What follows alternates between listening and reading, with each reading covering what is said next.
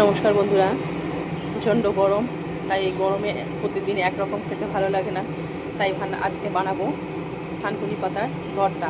প্রথমে কড়া বসিয়ে দিয়েছি, এবার দিয়ে দেবো সামান্য তেল,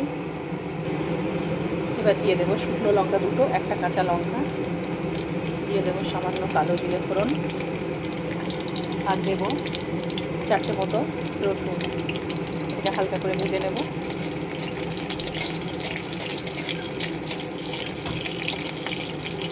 এবার দিয়ে দেবো পেঁয়াজ কুচি,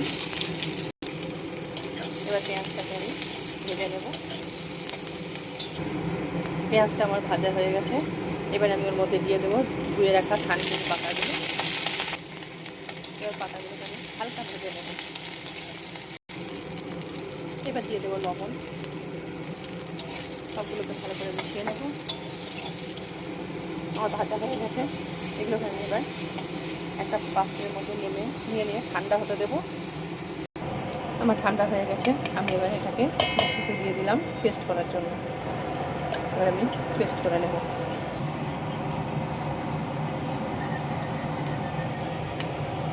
হয়ে গেল আমার থানকুনি পাতা ভর্তা।